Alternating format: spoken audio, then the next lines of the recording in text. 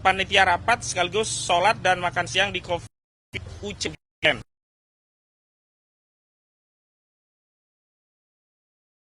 Acara makan siang langsung diubah menjadi menyelesaikan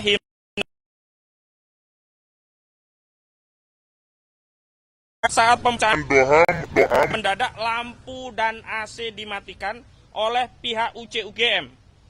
Padahal untuk toiletnya masih menyapa. Ini bukan mati lampu alami atau mati listrik, tetapi area yang digunakan untuk kencing itu saja yang kemudian dipadamkan. Ini benar-benar dakan. Padahal di sana ada banyak tokoh, ya, termasuk ada Pak Said Didu, Jenderal Tiasno Sudarto, Bung Refli Harun, Dr. Muhammad Taufik, Pak Agus FDI, dan yang lainnya. Semua adalah seperti mati listrik yang dilakukan kami duga secara sengaja. Jadi bahwa kenapa ini ya sudah ada wireless dan baterai dilanjutkan meskipun dengan kondisi mati lampu. Ini mencekam nih, luar biasa. Di era kemerdekaan yang sudah 80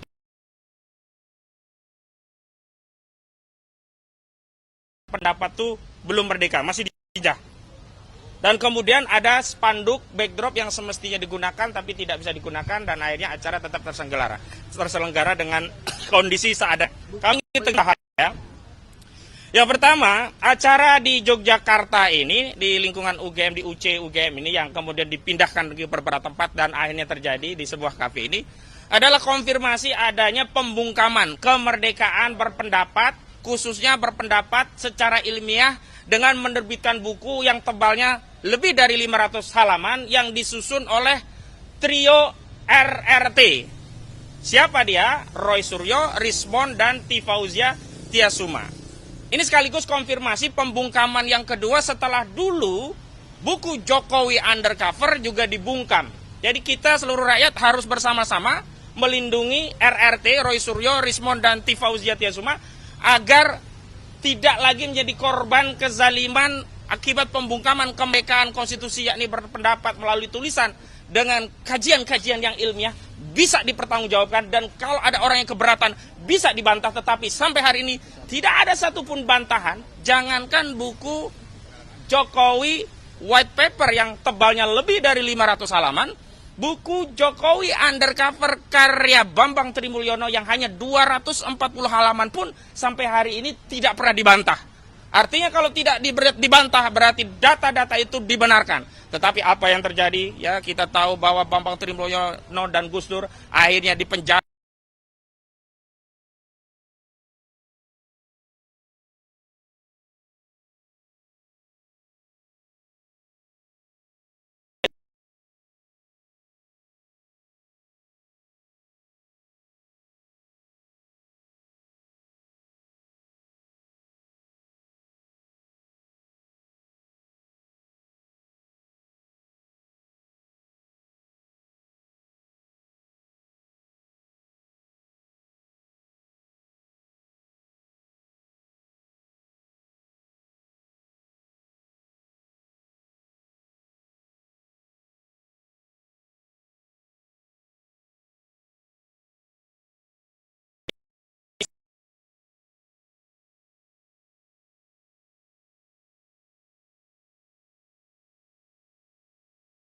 Polsek terhadap yang selenggaranya meski tapi tidak harus pindah-pindah.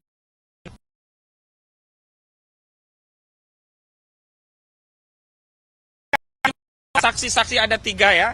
Ini juga makin menguat karena kalau klaster-klaster sebelumnya yang disasar hanya aktivis dan akademisi.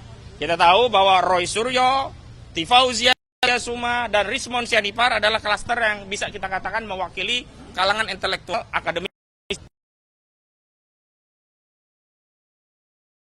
Atau ada ya Rizal Fadilah, ya ada Rustam Effendi, ya ada yang lainnya. Ini juga klasternya adalah aktivis.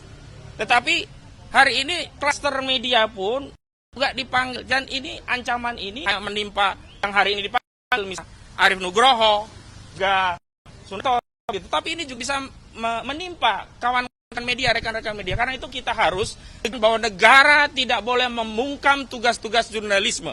Baliknya negara Negara harus ada dan hadir terdepan menjamin kemerdekaan berekspresi termasuk kemerdekaan menyampaikan informasi kepada publik berkaitan dengan berbagai informasi apapun.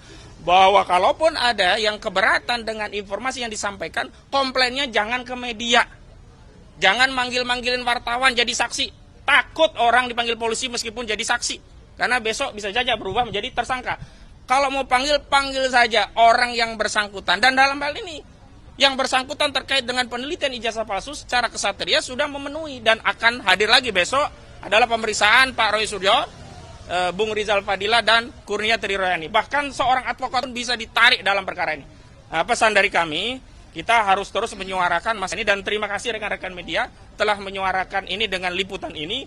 Dan hari ini kami juga akan mendalami pemeriksaannya terkait apa, karena satu kesalahan yang sebelumnya terjadi pada pemanggilan sebelumnya, misalnya kepada mantan ketua KPK Abraham Samad, ini ternyata repetisi. Maksudnya adalah panggilan saksi itu limitatif dibatasi pada sebuah peristiwa dengan lokus dan tempus tertentu, yakni peristiwa di Jakarta Pusat pada tanggal 22 Januari 2025. Akan tetapi kemarin pada peristiwa Pak Abraham Samad, pemeriksaan justru menanyakan hal-hal yang tidak ada kaitannya dengan peristiwa sesuai panggilan dari polisi, yakni 22 Januari 2025. Yakni apa? Peristiwa yang berkaitan dengan sejumlah podcast di mana Abraham Samad Speak Up mengundang sejumlah narasumber, di antaranya juga klien kami, yakni Roy Suryo. Jadi kita ingin menegaskan itu, dan hari ini kita juga akan memastikan apakah repetisi-repetisi kekeliruan ini akan diulangi terus, dan ini akan menjadi presiden buruk bagi penegakan hukum. Kenapa orang akan merasa tidak penting lagi menghadiri suatu panggilan polisi? Kenapa? Karena nanti di sana juga ditanyanya lain, walaupun panggilannya udah ada batasan lokus dan tempus, ternyata pertanyaannya melebar kemana-mana. Padahal dalam hukum itu tidak boleh kita melakukan ekstensifikasi persoalan kemana-mana sehingga semua bisa dijaring, bisa ditangkap, bisa dipersoalkan. Nggak boleh. Harus ada asas kepastian hukum, keadilan. Dengan cara apa? Rule-nya harus diikuti. Tidak boleh hartas dalih ingin memeriksa orang, lalu peristiwanya diambil peristiwa lain, lalu dalam materinya memeriksa peristiwa yang lain yang tidak ada kaitannya dengan surat panggilan. Itu keterangan dari kami, dan hari ini ada 3 ya. Yang pertama nanti ada Pak Sunarto, ini sudah panggilan kedua, nanti dijelaskan oleh lawyernya. Kedua ada Bung Arief Widodo, ketiga ada Bu Mary Arif Nugroho. Yang pertama saya ingin keterangan dari Bang Bahar, selaku kuasa hukum Pak Sunarto yang akan mendampingi. Ini semua kita kuasa hukum, tapi PIC-nya Bang Bahar Zaman untuk Pak Sunarto. Silakan. Oke, terima kasih media semuanya ya. Seperti kita ketahui beberapa waktu yang lalu klien kita Pak Sunarto sudah dipanggil. Nah ini, cuman kita waktu itu kita minta penundaan, ini hari kita datang untuk memenuhi panggilan Polda. Karena memang beliau ini adalah YouTuber dan juga anggota daripada PES, anggota jurnalis, sama seperti kalian semua. Pertanyaan mungkin yang akan disampaikan mungkin terkait dengan peristiwa tanggal 22 Januari. Tapi perlu kami sampaikan bahwa kedatangan dia ke Polda hari ini adalah untuk memenuhi sebagai rakyat yang taat hukum, ya. Padahal dia tahu, dia sebagai jurnalis, setiap ada berita dia akan kejar itu berita, ya kan? Dan tugasnya apa? Untuk menyampaikan berita itu kepada masyarakat. Nah, apakah itu bermasalah? Mungkin yang menurut dia ya tidak, karena dia sebagai jurnalis. Nah, itu saja mungkin saya sampaikan. Kalau seandainya dinyatakan bersalah, ya kita tahu salahnya di mana. Nah, sama seperti kalian, jurnalis, kalau dinyatakan salah, ya kita bingung juga salahnya di mana. Mudah-mudahan dari sini pihak kepolisian juga akan memahami tentang Undang-Undang Nomor 40 Tahun 2099 dan kesepakatan bersama antara Kepolisian Republik Indonesia dengan para YouTuber dan jurnalis. Jadi mungkin kalau itu sudah diketahui, mungkin ada pertimbangan lain untuk hal-hal yang kita bisa terima dengan baik. Demikian. Baik, selanjutnya silakan Bang Gafur. Ini kuasa hukum PIC-nya untuk Arief Nugroho. Ya, jadi teman-teman media, hari ini salah satu teman wartawan atas nama Arief Nugroho itu akan dipanggil oleh Polda Metro Jaya ya. Bukan akan, sudah dipanggil. Sudah dipanggil, mohon maaf, memenuhi panggilan. Ya. Hari ini kita memenuhi panggilan Polda Metro Jaya. Dan saksi ini latar belakangnya adalah seorang jurnalis. Kami hari ini masih bertanya-tanya begitu ya. Apa relevansi perkara peristiwa yang diduga pidana dengan peran seorang wartawan? Karena berdasarkan Undang-Undang 40 tahun 1999, tugas seorang jurnalis itu kan hanya mengumpulkan menghimpun, mengolah, dan menyampaikan informasi itu kepada publik gitu, ya. Tidak punya peran dalam konteks dugaan terjadinya tindak pidana, itu satu hal. Hal yang kedua, kami melihat ini ada perluasan yang dilakukan oleh Polda Metro Jaya dalam rangka melakukan pembungkaman terhadap kebebasan berpendapat. Apalagi kemarin teman-teman kami dari Roy Suryo CS itu juga kemarin dilakukan dalam tanda petik intimidasi, ya, secara kasat mata terhadap kebebasan mereka dalam menyampaikan, ya, informasi terkait dengan buku Jokowi White Paper, ya, yang sudah mereka rilis kemarin. Dan buku tersebut mereka persembahkan kepada bangsa ini dalam rangka Dirgahayu Kemerdekaan Indonesia yang ke-80 tahun, ya. Jadi ini ada kesan yang sangat terang benderang, ya, bahwa Polda Metro Jaya kemudian pihak-pihak terkait lainnya, baik itu juga termasuk UGM, sekarang justru sedang melakukan dugaan upaya membungkam kebebasan pers, kebebasan berpendapat, kebebasan menyampaikan informasi ilmiah kepada masyarakat. Adalah negara demokrasi yang menjamin kebebasan warga negara untuk menyampaikan pendapatnya di muka publik. Itu dua hal. Hal yang ketiga, ya, kami masih memberikan concern terhadap kasusnya Sylvester Matutina, ya. Besok saudara Sylvester akan menghadiri sidang permohonan peninjauan kembali atau PK di Pengadilan Negeri Jakarta Selatan. Saya kira ini momentum yang sangat baik kepada pihak Kejaksaan Negeri Jakarta Selatan untuk dalam memburu saudara Sylvester, karena besok ini pasti beliau hadir di Pengadilan Negeri Jakarta Selatan. Kenapa? Karena berdasarkan pasal 265 KUHP ayat 2 dan surat edaran Mahkamah Agung nomor 1 tahun 2012 tentang permohonan peninjauan kembali dalam perkara pidana, pemohon PK wajib hadir. Dan besok saudara Sylvester pasti hadir. Karena kalau besok tidak hadir, berarti permohonan PK-nya tidak akan ditindaklanjuti oleh Pengadilan Negeri Jakarta Selatan. Nah, di kesempatan besok itulah kami kuasa hukum dari Roy Suryo CS yang sudah mengirimkan surat kepada Kepala Kejaksaan Negeri Jakarta Selatan. Ya, sebelum 1 hari sebelum kemerdekaan, kami sudah mengirimkan 3 surat kepada pejabat Kejaksaan Agung Republik Indonesia, yaitu Bapak ST Budin selaku Jaksa Agung Republik Indonesia, kemudian kepada Jaksa Agung Muda Bidang Pengawasan dan Jaksa Agung Muda Bidang Pembinaan. Itu sudah kami kirimkan 3 surat itu kepada pihak-pihak yang punya otoritas. Karena proses peradilan terhadap perkara Sylvester Matutina itu sudah selesai. Sudah case close, tinggal eksekusi. Ya, kalau termulnya mengatakan bahwa ini kan PK, harusnya jangan dieksekusi dulu. Itu justru argumentasi yang melanggar hukum dan cacat yuridis. Karena berdasarkan pasal 268 KUHP, permohonan PK tidak menunda proses eksekusi, tidak meniadakan proses eksekusi. Dan kejaksaan dalam hal ini adalah Kejaksaan Negeri Jakarta Selatan tidak perlu dulu menunggu putusan PK, karena biasanya berdasarkan praktek yang ada, biasanya terpidana itu mengajukan PK dari dalam lapas. Loh, ini kok orang mengajukan PK di luar? Ini praktek sistem peradilan pidana seperti apa?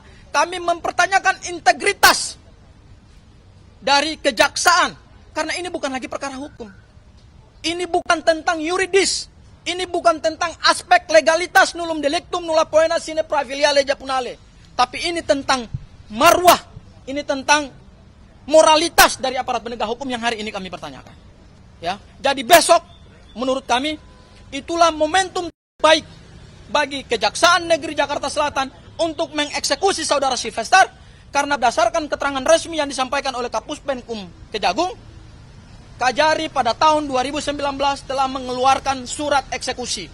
Kalau suratnya eksekusi berarti adalah surat perintah yang dikeluarkan oleh Kajari dalam bentuk P48. Ya, jadi tidak perlu lagi jaksa menunggu P48 baru karena P48-nya sudah ada. Gitu, ya.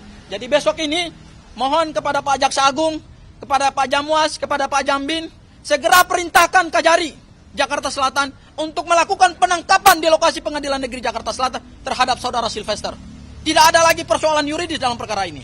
Kalau Jaksa Agung mau meneguhkan kembali wibawa kejaksaan yang hari ini diapresiasi oleh publik karena berhasil menangkap para koruptor, berhasil mengamankan uang hampir triliunan rupiah, berhasil menangkap hakim agung, berhasil menangkap hakim di pengadilan negeri. Ya, di Surabaya ada seorang mantan pejabat Mahkamah Agung yang disita dan digeledah uangnya hampir 1 triliun. Besok ini kejaksaan jangan kalah dari saudara Sylvester. Tegakkan hukum meskipun dunia harus runtuh. Mungkin itu Bang Kusnudin dari saya. Kan ada yang mau ditambahkan?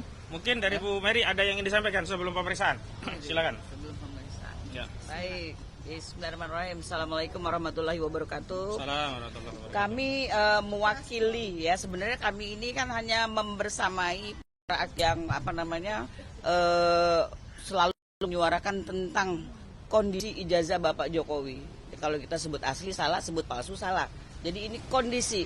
Kami sebagai emak-emak ya yang hari ini ikut terseret merasakan bahwa hal ini sebenarnya sangat-sangat simpel untuk penyelesaiannya, tapi memang sengaja untuk diperlama, kemudian diperbanyak lagi klaster yang dipanggil. Saya nggak ngerti tujuannya apa, yang jelas Indonesia sudah gaduh gara-gara kasus ini. Semalam kemarin itu sudah ada launching buku white paper Jokowi. Jadi ini mirip dengan Jokowi undercover. Kenapa hal-hal yang seperti ini dibiarkan? Padahal harusnya kan sebelum buku ini pun ada, udah bisa langsung di case close. Oh ini dok ijazahnya udah oke. Karena kami yakin juga para penggiat atau para aktivis yang sedang membongkar membongkar ijazah Pak Jokowi ini, mereka pun akan meyakini kalau memang ijazah Pak Jokowi itu diperlihatkan dan asli, ya close. Betul nggak, Bang? Betul sekali. Nggak perlu berpanjang-panjang. Jadi kalau bisa hormati hak azazi manusia. Kami mak-mak yang harusnya tidak di sini, tidak harus berada di dalam ruang kepolisian. Bukan kami tidak bersedia, kami bersedia.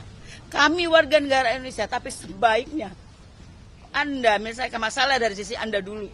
Jangan sampai di lingkungan Anda, di tim-tim Anda yang selalu berkoar-koar, tapi substansinya selalu tidak kena.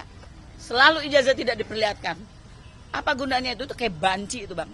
Terima kasih. Assalamualaikum warahmatullahi wabarakatuh. Assalamualaikum warahmatullahi wabarakatuh. Terima kasih ya. Kalau ada pertanyaan, kalau enggak kita close. Ada? Ya. White paper, ya. Itu soal kajian-kajian yang dilakukan oleh trio RRT ya. Roy, Rismond, dan Tifa.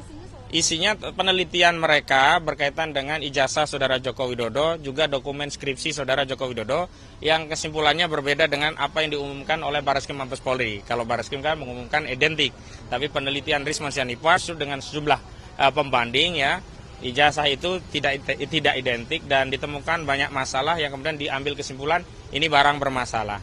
Ada juga latar belakangnya di awal tentang apa sih yang melatar belakangi penelitian itu dilakukan, juga tinjauan-tinjauan sejumlah peristiwa sejarah berkaitan dengan apa yang dilakukan oleh Rismond Syanipa sebagai seorang digital forensik ya, ahli digital forensik yang di beberapa kasus itu banyak ditemukan ya dokumen-dokumen yang analog itu justru bisa dibuktikan palsu itu dengan kekuatan teknologi forensik digital. Jadi yang analog dulu difoto secara digital, kemudian dianalisis secara forensik baru ketahuan fontnya, ya rata kanan sampingnya, ya kemudian kalau kita bicara jenis kertas. Tapi ini tidak langsung masuk jenis kertas karena sampai hari ini problemnya adalah ijazah itu sendiri tidak pernah dijadikan bahan yang bisa dikaji oleh semua orang. Dan kita perlu tegaskan apa yang dijadikan bahan oleh Rismond, Roy dan yang lain itu bukan kemudian dianggap sekunder ya, apalagi mungut di pinggir jalan. Tidak. Pertama, kalau berkaitan dengan skripsi itu primer, langsung diperoleh dari UGM melalui Warek ya Bu Wening dan diterima langsung oleh Roy Suryo dan Rismond, juga Dr. Tifa, dan difoto langsung. Artinya ini sumbernya sumber dari tangan pertama UGM, primer ya. Yang kedua, berkaitan dengan ijazah Saudara Joko Widodo, itu sumbernya dulu adalah dari otoritas lembaga berwenang, apa KPU.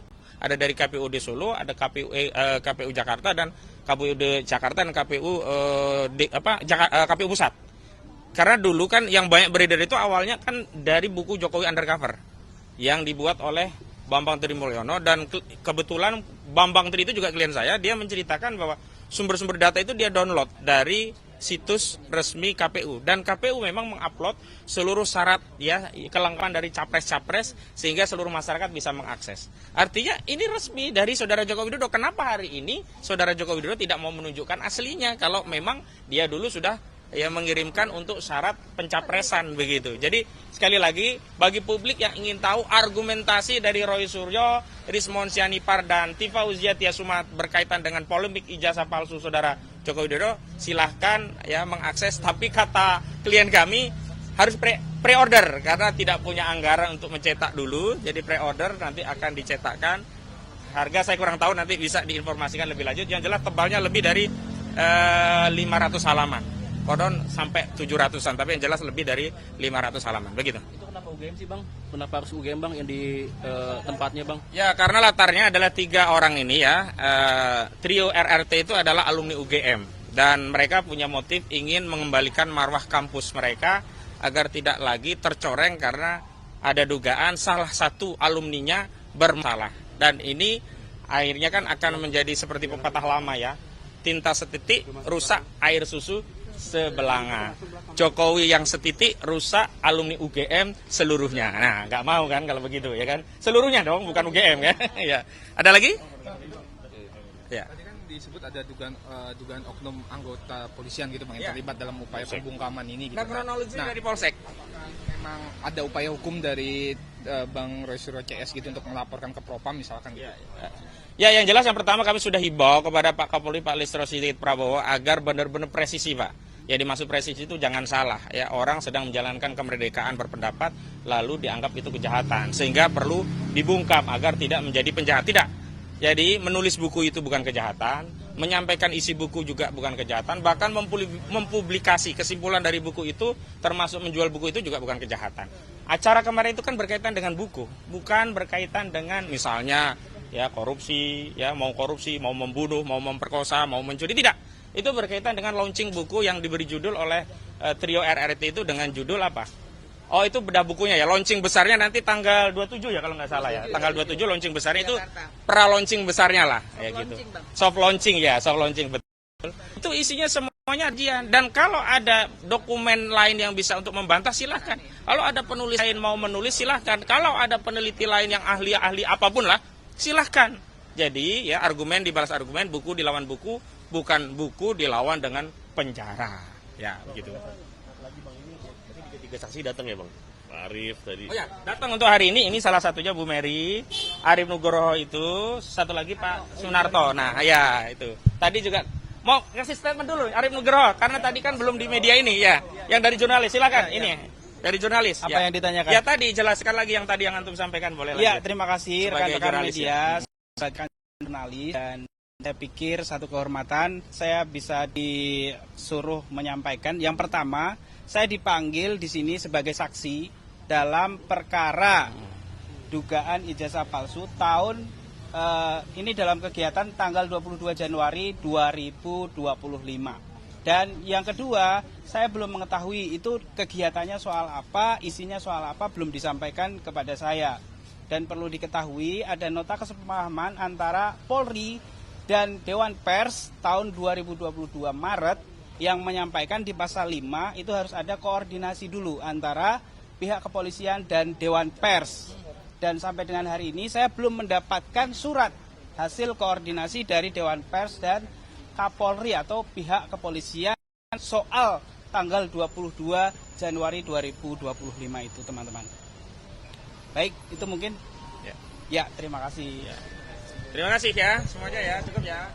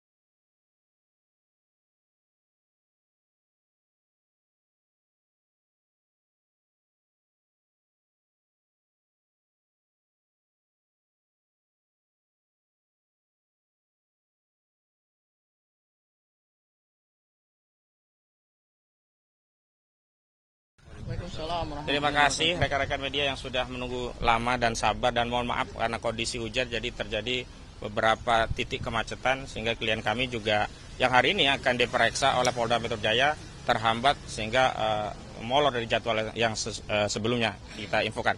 Yang jelas ada dua hal yang ingin kami sampaikan. Yang pertama, kami ingin merespon terkait pembungkaman kemerdekaan menyampaikan pendapat atas launching buku Jokowi White Paper di Yogyakarta yang dilakukan oleh klien kami, Roy Suryo dan kawan-kawan. Dan yang kedua, kami juga nanti ingin informasikan bahwa hari ini akan dipanggil 3 orang saksi, satu dari kalangan emak-emak aktivis, satu lagi dari kalangan jurnalis, dan satu lagi dari kalangan YouTuber.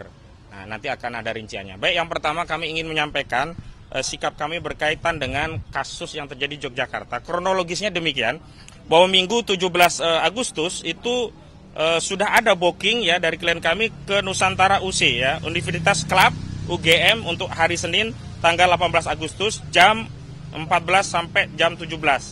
Dan sudah ditransfer biaya bookingnya ya. Selanjutnya pada Minggu malam ada info dari pihak UC UGM didatangi UP4 atau Pamdal UGM dan Polsek Bulak Sumur yang diinterogasi. Kemudian pada Senin 18 Agustus 2025 pihak UC UGM mengirimkan WA untuk membatalkan booking dan mau mengembalikan uang bookingan. Lalu ya panitia sempat memindahkan acara ke Cafe Musia di Jalan Cikditiro. Namun karena sudah banyak orang yang datang ke UC UGM, maka panitia rapat sekaligus sholat dan makan siang di coffee shop UC UGM. Kemudian jam 14 media-media mainstream sudah datang, acara makan siang langsung diubah menjadi acara soft launching ya. Setelah menyanyikan lagu Indonesia Raya, himne Gajah Mada, jadi tepat saat pembacaan doa mendadak lampu dan AC dimatikan oleh pihak UC UGM. Padahal untuk toilet dan yang lainnya masih menyala. Itu artinya apa?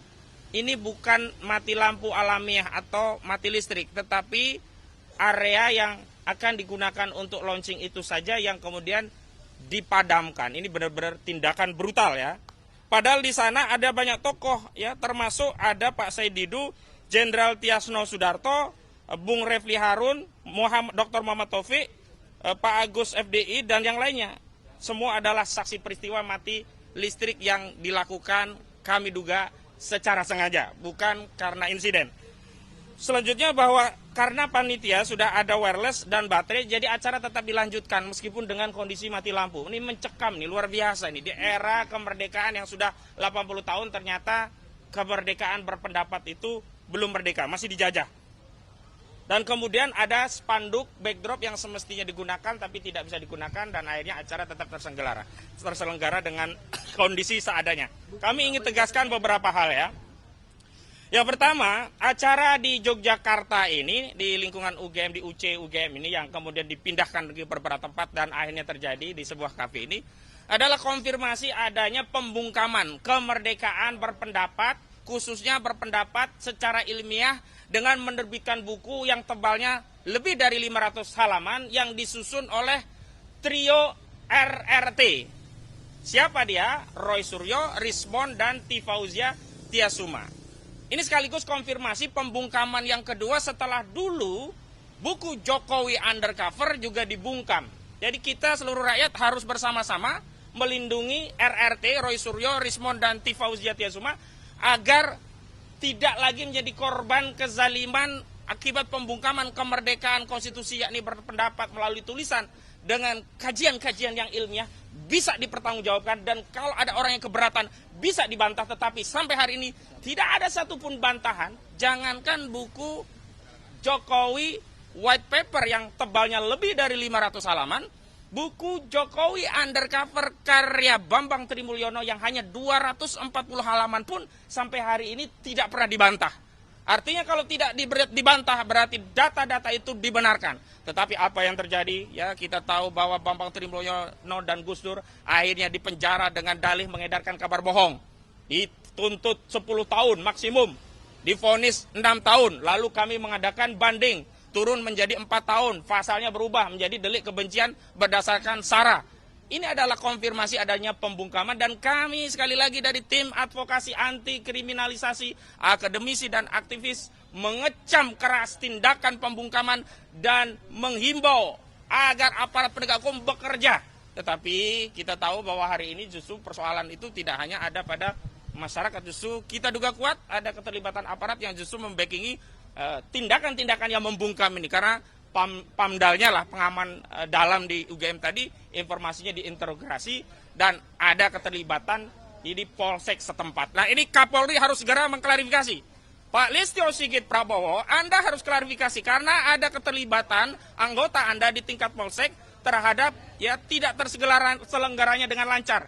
Meskipun terselenggara tapi tidak lancar karena harus berpindah-pindah. Yang kedua, kami ingin tegaskan bahwa hari ini kami juga memenuhi panggilan dari saksi-saksi, ada 3 ya. Ini juga makin menguatkan karena kalau klaster-klaster sebelumnya yang disasar hanya aktivis dan akademisi. Kita tahu bahwa Roy Suryo, Tifauzia Tiasuma, dan Rismon Sianipar adalah klaster yang bisa kita katakan mewakili kalangan intelektual akademisi. Kalau kita sebelumnya tahu ada ya Rizal Fadilah, ya ada Rustam Effendi, ya ada yang lainnya. Ini juga klasternya adalah aktivis. Tetapi hari ini klaster media pun juga dipanggil, dan ini ancaman ini tidak hanya menimpa yang hari ini dipanggil, misalnya Arif Nugroho, juga Sunarto begitu, tapi ini juga bisa menimpa kawan-kawan media, rekan-rekan media. Karena itu kita harus tegaskan bahwa negara tidak boleh membungkam tugas-tugas jurnalisme. Sebaliknya negara harus ada dan hadir terdepan menjamin kemerdekaan berekspresi, termasuk kemerdekaan menyampaikan informasi kepada publik berkaitan dengan berbagai informasi apapun. Bahwa kalaupun ada yang keberatan dengan informasi yang disampaikan, komplainnya jangan ke media. Jangan manggil-manggilin wartawan jadi saksi. Takut orang dipanggil polisi meskipun jadi saksi. Karena besok bisa saja berubah menjadi tersangka. Kalau mau panggil saja orang yang bersangkutan. Dan dalam hal ini, yang bersangkutan terkait dengan penelitian ijazah palsu secara kesatria sudah memenuhi dan akan hadir lagi besok adalah pemeriksaan Pak Roy Suryo, Bung Rizal Fadilah, dan Kurnia Triroyani. Bahkan seorang advokat pun bisa ditarik dalam perkara ini. Nah, pesan dari kami, kita harus terus menyuarakan masalah ini, dan terima kasih rekan-rekan media telah menyuarakan ini dengan liputan ini. Dan hari ini kami juga akan ya mendalami pemeriksaannya terkait apa, karena satu kesalahan yang sebelumnya terjadi pada pemanggilan sebelumnya, misalnya kepada mantan ketua KPK Pak Abraham Samad, ini ternyata repetisi. Maksudnya adalah panggilan saksi itu limitatif, dibatasi pada sebuah peristiwa dengan lokus dan tempus tertentu, yakni peristiwa di Jakarta Pusat pada tanggal 22 Januari 2025. Akan tetapi kemarin pada peristiwa Pak Abraham Samad, ya pemeriksaan justru menanyakan hal-hal yang tidak ada kaitannya dengan peristiwa sesuai panggilan dari polisi, yakni 22 Januari 2025. Yakni apa? Peristiwa yang berkaitan dengan sejumlah podcast di mana Abraham Samad speak up mengundang sejumlah narasumber, di antaranya juga klien kami, yakni Roy Suryo. Jadi kita ingin menegaskan itu, dan hari ini kita juga akan memastikan apakah repetisi kekeliruan ini akan diulangi terus, dan ini akan menjadi presiden buruk bagi penegakan hukum. Kenapa orang akan merasa tidak penting lagi menghadiri suatu panggilan polisi? Kenapa? Karena nanti di sana juga ditanyanya lain-lain, walaupun panggilannya udah ada batasan lokus dan tempus, ternyata pertanyaannya melebar kemana-mana. Padahal dalam hukum itu tidak boleh kita melakukan ekstensifikasi persoalan kemana-mana sehingga semua bisa dijaring, bisa ditangkap, bisa dipersoalkan. Nggak boleh. Harus ada asas kepastian hukum, keadilan. Dengan cara apa? Rule-nya harus diikuti. Tidak boleh hartas dalih ingin memeriksa orang, lalu peristiwanya diambil peristiwa lain, lalu dalam materinya memeriksa peristiwa yang lain yang tidak ada kaitannya dengan surat panggilan. Itu keterangan dari kami, dan hari ini ada 3 ya. Yang pertama nanti ada Pak Sunarto, ini sudah panggilan kedua, nanti dijelaskan oleh lawyernya. Kedua ada Bung Arif Widodo, ketiga ada Bu Mary Arif Nugroho. Yang pertama saya ingin keterangan dari Bang Bahar, selaku kuasa hukum Pak Sunarto yang akan mendampingi. Ini semua kita kuasa hukum, tapi PIC-nya Bang Baharuzaman untuk Pak Sunarto. Silakan. Oke, terima kasih media semuanya ya.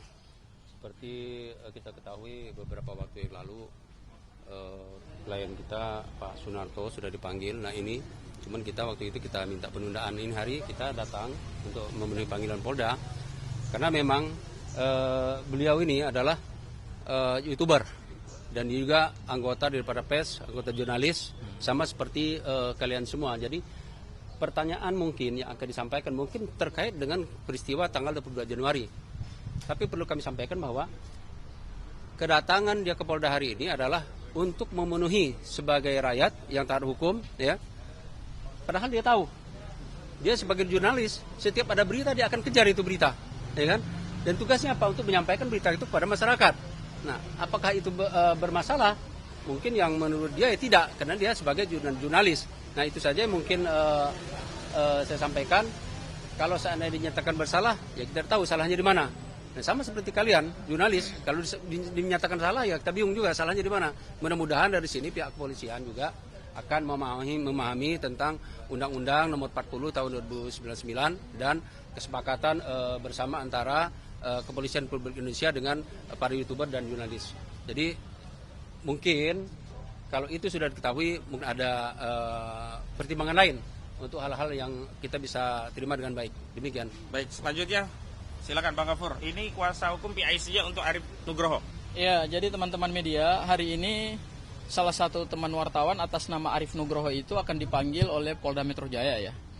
Bukan akan, sudah dipanggil. Sudah dipanggil, mohon maaf, memenuhi panggilan. Ya. Hari ini kita memenuhi panggilan Polda Metro Jaya. Dan saksi ini latar belakangnya adalah seorang jurnalis. Kami hari ini masih bertanya-tanya begitu ya, apa relevansi perkara peristiwa yang diduga pidana dengan peran seorang wartawan.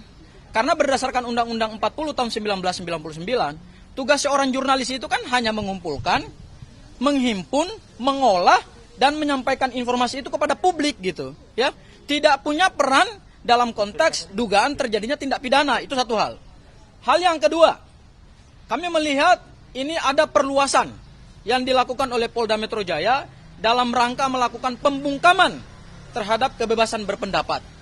Apalagi kemarin teman-teman kami dari Roy Suryo CS itu juga kemarin dilakukan dalam tanda petik intimidasi, ya, secara kasat mata terhadap kebebasan mereka dalam menyampaikan, ya, informasi terkait dengan buku Jokowi White Paper, ya, yang sudah mereka rilis kemarin. Dan buku tersebut mereka persembahkan kepada bangsa ini dalam rangka Dirgahayu Kemerdekaan Indonesia yang ke-80 tahun, ya.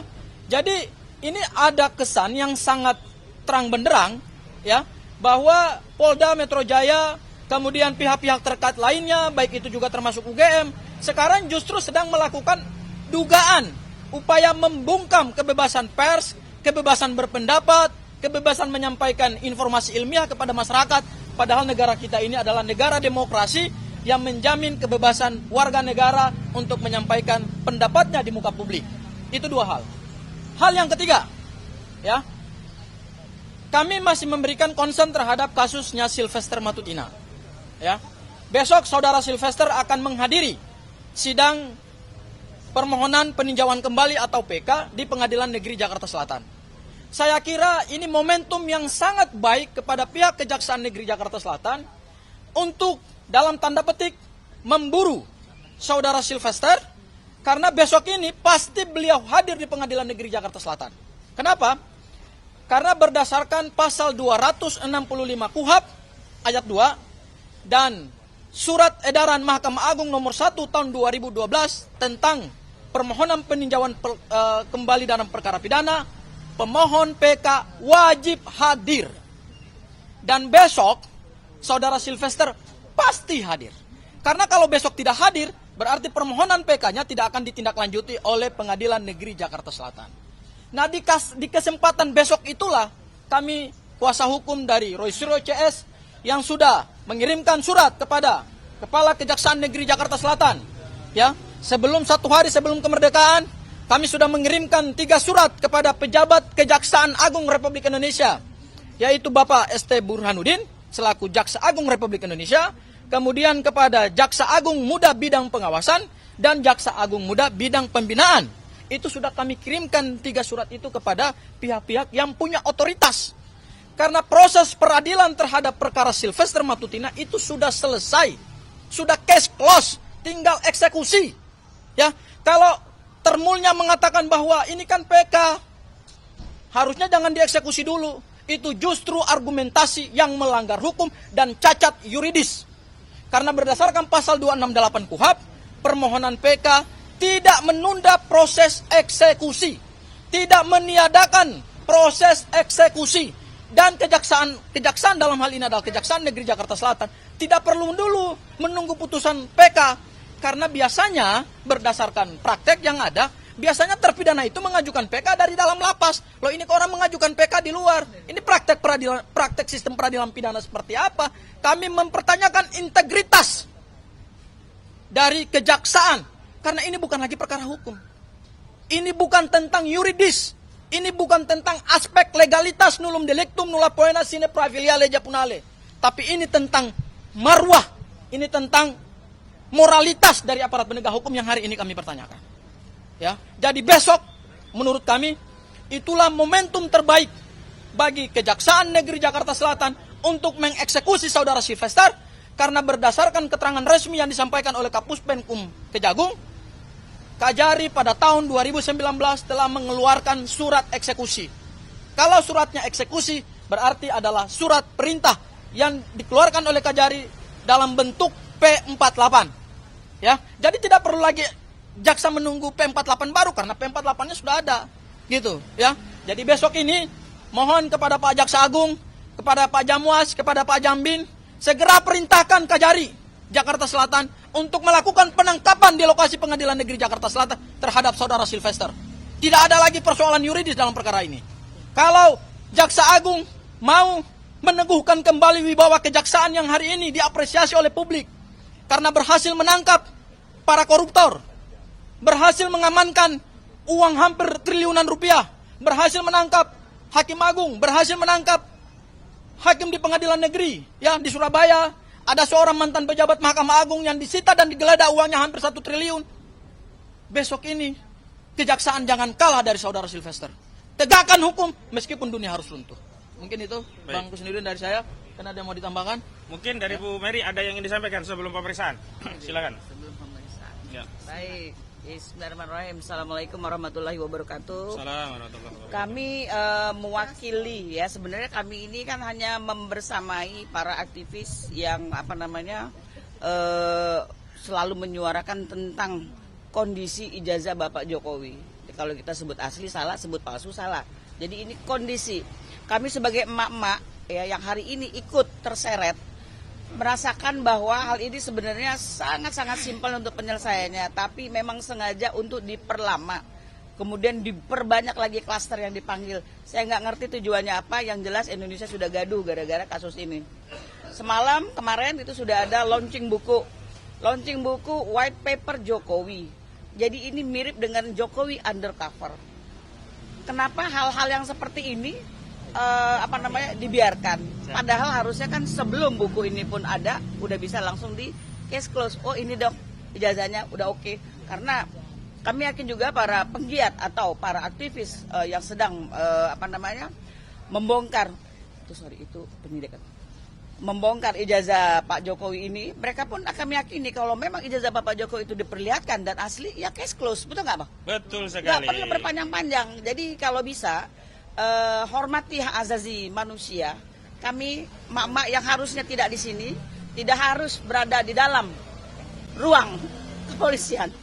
Bukan kami tidak bersedia, kami bersedia.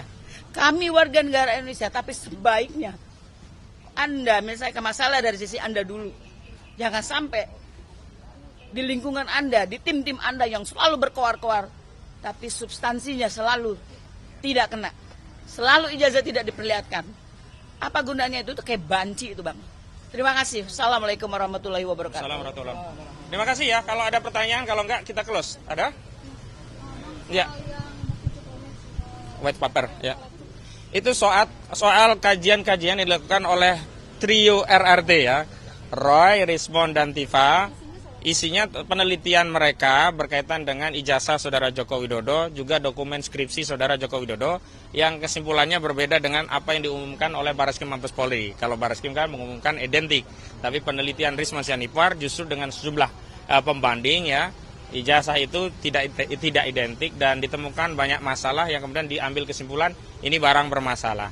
Ada juga latar belakangnya di awal tentang apa sih yang melatar belakangi penelitian itu dilakukan.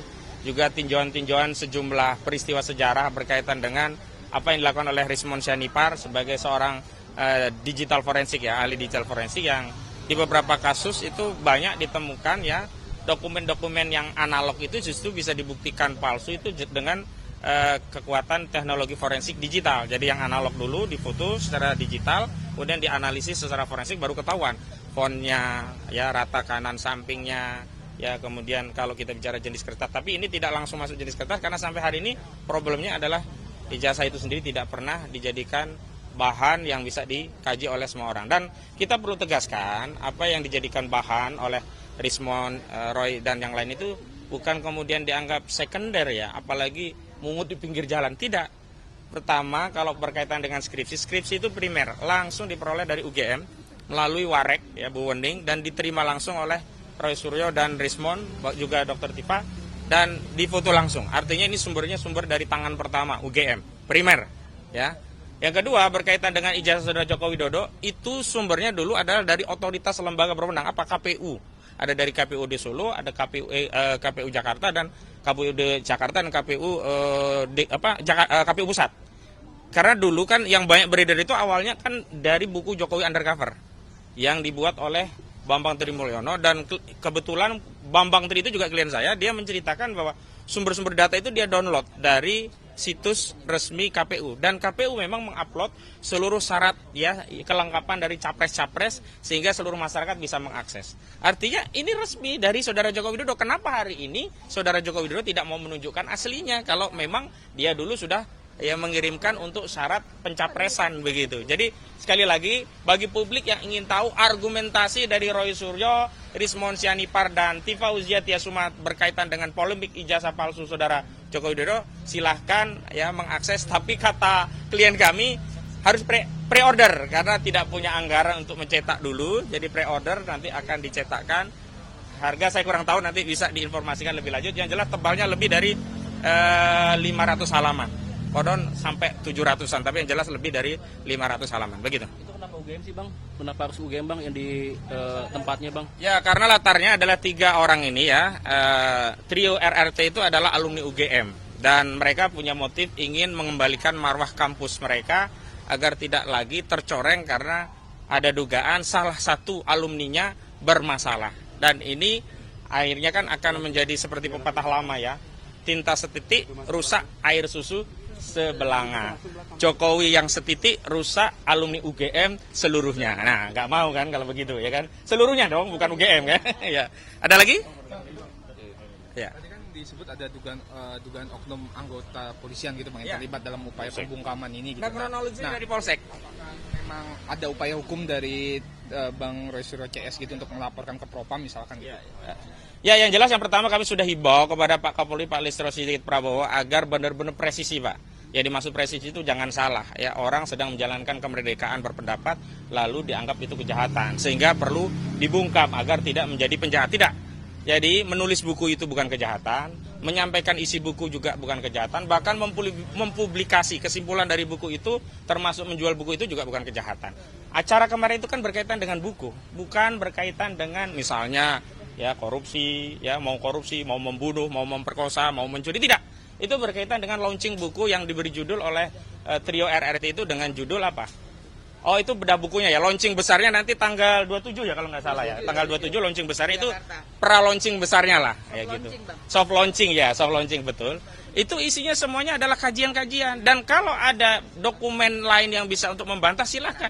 Kalau ada penulis lain mau menulis silahkan. Kalau ada peneliti lain yang ahli apapun lah silahkan. Jadi ya argumen dibalas argumen, buku dilawan buku, bukan buku dilawan dengan penjara. Ya begitu. Tiga saksi datang ya Bang? Pak Arif tadi. Oh ya, datang untuk hari ini salah satunya Bu Mary, Arif Nugroho itu, satu lagi Pak Sunarto. Nah, ya itu. Tadi juga mau ngasih statement dulu Arif Nugroho karena tadi kan belum di media ini ya. Yang dari jurnalis silakan ini. Dari jurnalis. Apa yang ditanyakan? Ya tadi jelaskan lagi yang tadi yang antum sampaikan boleh lagi. Ya, terima kasih Sebagai rekan-rekan jurnalis, media ya. sebagai rekan jurnalis, dan saya pikir satu kehormatan saya bisa disuruh menyampaikan. Yang pertama, saya dipanggil di sini sebagai saksi dalam perkara dugaan ijazah palsu tahun ini dalam kegiatan tanggal 22 Januari 2025. Dan yang kedua, saya belum mengetahui itu kegiatannya soal apa, isinya soal apa, belum disampaikan kepada saya. Dan perlu diketahui ada nota kesepahaman antara Polri dan Dewan Pers tahun 2022 Maret yang menyampaikan di pasal 5 itu harus ada koordinasi dulu antara pihak kepolisian dan Dewan Pers. Dan sampai dengan hari ini saya belum mendapatkan surat hasil koordinasi dari Dewan Pers dan Kapolri atau pihak kepolisian soal tanggal 22 Januari 2025 itu, teman-teman. Baik, itu mungkin. Ya, terima kasih. Terima kasih ya semuanya ya, cukup ya.